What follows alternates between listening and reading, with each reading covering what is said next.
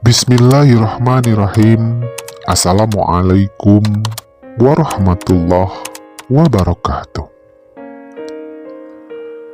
Berjumpa kembali bersama saya, Zumare, dalam video Tuhan Tidak Pernah Iseng, episode Diary Langkah Kaki, yang kali ini memasuki bagian ketiga. Dalam Diary Langkah Kaki bagian ketiga ini, saya akan menceritakan perjalanan kaki saya menemui seorang akhwat atau wanita yang sudah menikah. Dan saya memanggilnya dengan sebutan Ukhti. Beliau menghubungi saya melalui Facebook saya yang dahulu. Jika saya tidak salah, sekitar tahun 2011-an. Ketika saat itu saya lagi gencar-gencarnya diundang di seminar mahasiswa di beberapa universitas. Dan banyak juga undangan wawancara radio, juga tabloid online. Oleh karena buku saya publish bestseller juga saat itu. Dan menurut Ukhti ini, beliau mengetahui saya dari salah satu wawancara radio swasta terkenal di Bandung yang bernama 99ers. Radionya anak muda yang banyak penggemarnya. Kata Ukhti lagi, dengan kepenasarannya terhadap sosok saya, beliau pun menyempatkan untuk pergi ke Gramedia mencari buku saya. Dan beliau membacanya langsung di tempat tanpa membeli. Walaupun katanya juga beliau membacanya sambil sembunyi-sembunyi, takut ketahuan orang lain jika beliau membaca buku yang membahas soal seorang gay. Ya, begitulah. Memang pada faktanya, saat itu banyak juga sahabat-sahabat lain yang bertemu saya mengaku ketika mereka ingin tahu cerita saya dari buku dan mereka tidak pernah membelinya, melainkan membacanya langsung di perpustakaan dengan sembunyi-sembunyi juga. Alasannya tidak jauh beda, risih dan malu jika ketahuan membaca buku tentang satu kata yang tabu di masyarakat ini, yaitu gay. Dan ketika saya tanya, kenapa tidak membelinya sekalian? Jawabannya, takut nanti diketahui orang di rumah dan akan jadi pertanyaan yang aneh-aneh. Ya, saya cuma mesem saja dan saya cukup mengerti kondisi tersebut. Karena apa? Beda kalau membaca buku novel percintaan atau buku autobiografi atau buku-buku umum juga soal agama, orang tidak akan banyak menganggap aneh. Tetapi buku saya yang saat itu mencolok dari cover dan judulnya bisa jadi akan menimbulkan pertanyaan. Warna cover buku saya saat itu berwarna oranye dan tulisan hitam tersembul jelas dengan bacaan yang bisa dilihat dari jauh. Tuhan tidak pernah iseng. Sudah pasti, jika ada orang yang melirik akan jadi pertanyaan. Begitulah adanya buku saya. Baiklah, kita kembali kepada bahasan Ukhti yang mengundang saya untuk bertemu. Menurut beliau, setelah mendengarkan cerita saya di radio dan meyakinkan diri membaca buku, beliau terus mencari tahu bagaimana cara mengontak saya. Tiap tabloid pun dia baca dan mencari kemana beliau harus mencari saya. Menghubungi telepon radio sudah beliau lakukan, tapi tidak mendapatkan nomor telepon saya. Begitu juga ke penerbit buku saya. Saat itu beliau lakukan, tapi hasilnya tetap nihil. Dan katanya beliau akhirnya menemukan alamat akun Facebook saya dari internet ketika sedang iseng searching. Beliau pun akhirnya mengirimkan pesan kepada saya lewat inbox Facebook saya. Dan suatu hari, setelah lama saya pun jarang banget membuka Facebook saya, oleh karena kesibukan, mungkin hanya sesekali dalam 2 minggu atau bahkan sebulan saya mengecek pesan yang masuk. Dan saya membaca pesan ukhti tersebut, yang tersemat berderet dengan beberapa pesan yang lain. Dan isinya kurang lebih seperti ini. Assalamualaikum, Kang Rey. Apakah benar ini Facebook penulis Tuhan tidak pernah iseng? Saya sudah lama sekali mencari jejak Akang.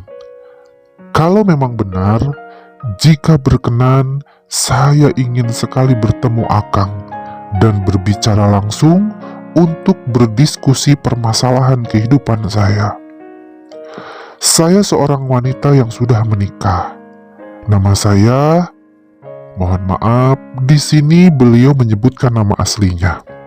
Tapi mungkin saya akan menggantinya dengan ukhti. Dan isi pesan beliau selanjutnya, saya sudah memiliki anak 2 katanya. Yang paling besar sudah SMA, dan yang bungsu masih 8 bulan. Keduanya anak perempuan, dan saya menghadapi permasalahan dalam rumah tangga semenjak anak saya yang bungsu lahir. Dan permasalahan saya tidak jauh dari kehidupan seperti Akang. Suami saya ternyata seorang gay, Kang. Dan beliau pun memberikan emot nangis di sana. Saya sekarang sedang berada di persimpangan yang sulit, Kang. Apa yang harus saya lakukan selalu serba salah. Dan saya hampir tidak kuat. Saya ingin sekali menjerit, namun entah kepada siapa saya harus menjerit. Berdoa, berkonsultasi, dan mencari orang yang bisa diajak bicara pun sudah saya lakukan. Tapi hasilnya masih tetap sama. Ganjalan makin sulit, dan yang saya bisa lakukan hanya berusaha kuat. Jika Akang Rey punya waktu, saya ingin sekali bertemu Akang. Sebab sepertinya Akang bisa diajak bicara berbeda dengan yang lain. Akang mengalami hal itu, yang lain tidak. Saya tunggu banget balasannya ya, Kang. Terima kasih. Wassalam. Begitulah isi pesan di inbox Facebook saya yang dikirimkan ukhti. Dan saya pun segera membalasnya seraya meminta maaf karena telat membalas. Saya mengiyakan bahwa ini memang saya. Dan tak lupa saya berterima kasih untuk perkenalan yang beliau jelaskan. Sebelum menutup semuanya, saya menyelipkan nomor telepon saya jika memang mau menghubungi saya lebih lanjut. Karena saya tidak selalu on di Facebook. Dan saya pun menutup balasan pesan dengan salam. Selanjutnya, saya pun menyempatkan membalas pesan-pesan yang lain yang sepertinya ada sekitar 10 pesan hari itu. Di antaranya, ada yang bertanya, ada yang meminta saran, dan ada juga yang meminta waktu untuk bertemu selain ukhti tadi. Dan ada pula yang nyinyir juga mengejek saya. Ya, memang demikianlah adanya saat itu yang saya hadapi. Dan saya seakan sudah terbiasa akan semua apa yang pasti akan saya lalui dengan adanya keterbukaan saya. Berlalulah chatan saya hari itu, dan untuk beberapa hari tidak ada apapun yang saya terima.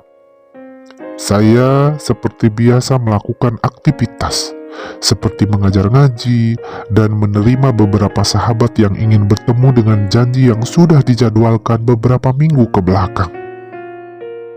Sampai pada akhirnya, setelah 5 hari semenjak membalas chattingan dari ukhti, saya mendapat SMS pada siang hari ketika setelah selesai sholat duhur. Dan ketika saya menikmati makan siang sambil rehat dan aktivitas juga menungguin warung kecil saya pun membuka pesan di HP jadul saya yang isinya, "Assalamualaikum Kang Rey, akhirnya saya dapat balasan Akang di Facebook. Ini saya Uhti, dan hari ini saya sedang buka Facebook, langsung kirim SMS.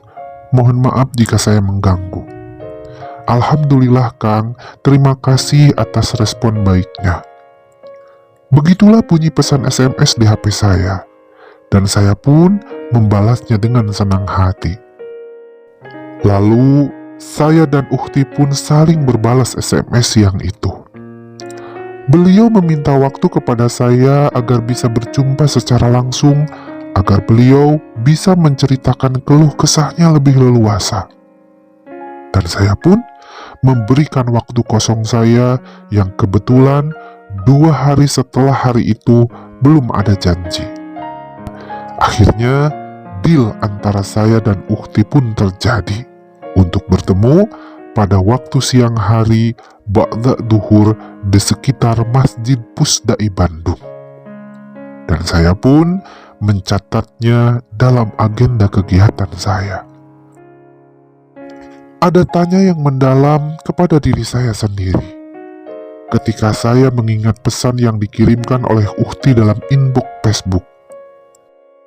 Ini kesekian kalinya saya harus menghadapi seorang wanita yang memiliki suami berkepribadian gay. Dan yang saya rasakan, Allah ingin membuat saya kembali belajar tentang bagaimana seharusnya jadi suami. Makanya, saya selalu dihadapkan dengan dilema seperti ini. Pastilah rumit yang akan saya hadapi. Tapi, saya pun menguatkan hati untuk siap dengan apapun yang akan saya dengar nanti. Saya memang tidak menjamin bahwa saya bisa menuntaskan permasalahan sahabat yang ingin diskusi sama saya. Karena saya pun manusia biasa dan bukan siapa-siapa. Tapi tekad saya tetaplah saya kuatkan. Dalam pikiran saya, setidaknya jika saya tidak bisa memecahkan masalah, saya menjadi pendengar yang baik untuk orang yang mempunyai masalah. Mungkin itu saja sudah cukup. Selebihnya, saya berdoa kepada Tuhan agar siapapun yang menghadapi masalah diberi kemudahan untuk menyelesaikannya, dibantu oleh Allah Subhanahu wa Ta'ala. Dan saya yakin Allah akan memberikan pertolongannya. Apakah yang terjadi sebenarnya yang dialami Uhti itu? Lalu benarkah suaminya adalah gay? Serumit apa kejadian yang Uhti alami sehingga katanya beliau ingin menjerit akibat merasa terhimpit masalah itu? Tunggu selanjutnya ya, di video berikutnya. Semoga ada manfaat dan pelajaran yang bisa diambil untuk sahabat-sahabat yang setia menunggu cerita saya di episode Diary Langkah Kaki Kang Rey. Terima kasih. Wassalam.